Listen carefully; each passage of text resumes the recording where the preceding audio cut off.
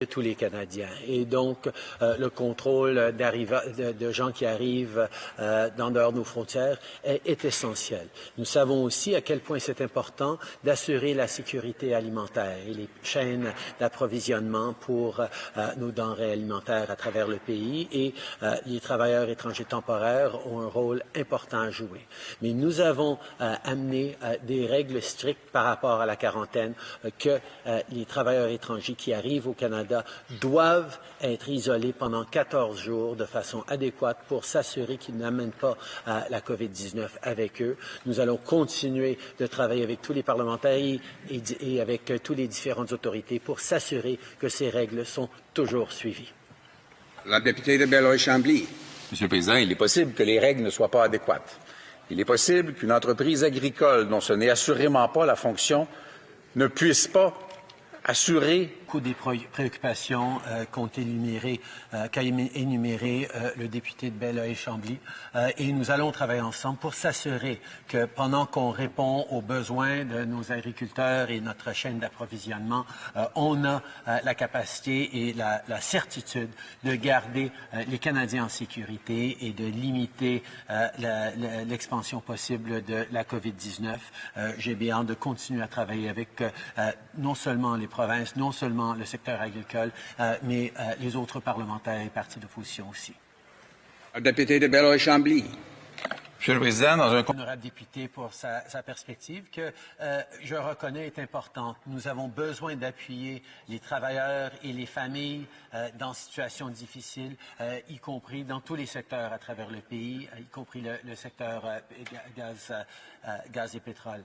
Mais nous reconnaissons aussi que nous sommes dans une lutte contre les changements climatiques et nous devons trouver des façons de créer des bons emplois pour ces gens en Alberta et ailleurs qui vont pouvoir durer pour les années à venir, pour les générations à venir. C'est pour ça que c'est une réflexion que nous continuons d'avoir avec le gouvernement d'Alberta et avec des experts à travers le monde pour s'assurer que le Canada et l'Alberta fassent partie de cette transition vers un meilleur avenir pour tous. The honourable member for Burnaby South. Thank you very much, Mr. Speaker. Mr. Speaker, I want to just raise again the concern of Canadians that are right now falling through the cracks who cannot access the CERB. We've heard of people who've got multiple jobs, who've lost a lot of that work but still get some income, freelance and contract workers, artists, self-employed. While the government has committed, and I'm encouraged by that, to fixing those gaps, will the Prime Minister just today stand up and say that if anyone needs help, they should just apply while the government is fixing the gaps in the system, but people who need help should just apply right now? Honourable Prime Minister. The immediate urgency in this situation was making sure that people across the country who were reliant on paychecks to be able to pay their groceries and pay their rent, paychecks that suddenly disappeared because of COVID-19, get money quickly.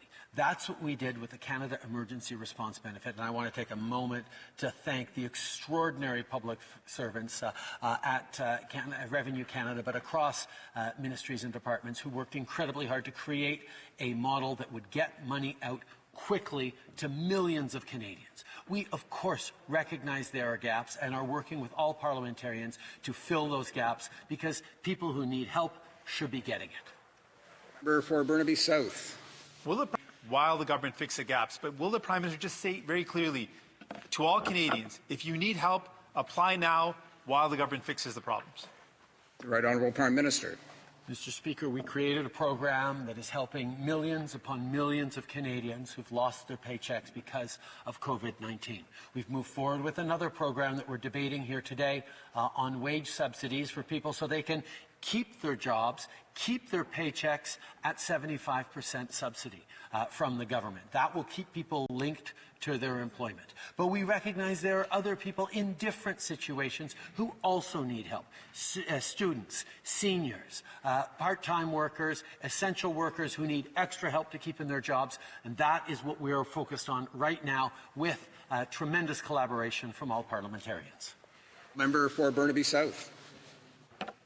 Interest rates is what they're charging on their credit cards, while banks are still charging astronomical interest rates. The 6 big banks in Canada, BMO, CIBC, National Bank, RBC, Scotiabank, and TD, reported more than $46.5 billion in profits last year. Will the government, will the Prime Minister, use the federal powers to force those banks to waive interest rates entirely during this crisis? Prime Minister. Mr. Speaker, the Minister engaged with the banks over these past weeks. We've seen strong movement by the banks in terms of helping people who are particularly hard hit financially because of COVID-19. They've agreed to help us administer the small business loan.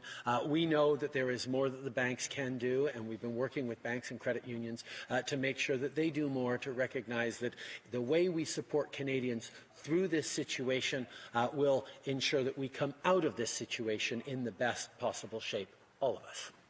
Member for Burnaby South. Thank you very much, Mr. Speaker. The money left Canada and left workers high and dry.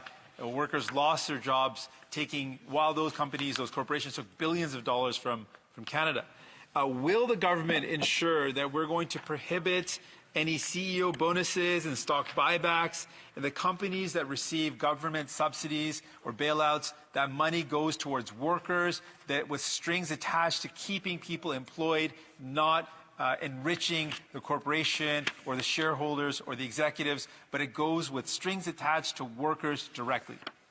Honourable Prime Minister. Mr. Speaker, we recognize the challenges in crises past that had some of the impacts that the member opposite has talked about. That is why we made sure that the big measures we put forward are entirely focused on Canadians, on workers. The Canada Emergency Response Benefit helps people who've lost their job because of COVID-19.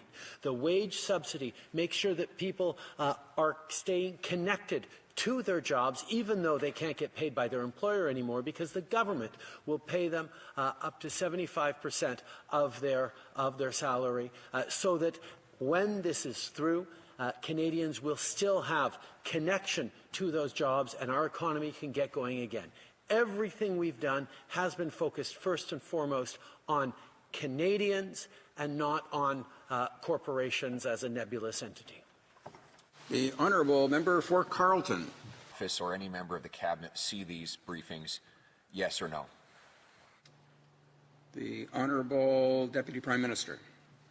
Mr. Speaker, Canada, as a member of the Five Eyes, as a member of NATO, as a member of NORAD, a close intelligence partner with all of those allies, very much including the United States, is privy to a great deal of intelligence. Of course, the global pandemic is an issue which has concerned our intelligence agencies and those of our partners, so we have been in close communication with them.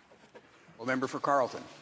Did any member of the Cabinet see that intelligence from our military, yes or no? The Honourable Deputy Prime Minister. As I have said, Mr. Speaker, our intelligence sharing is very important.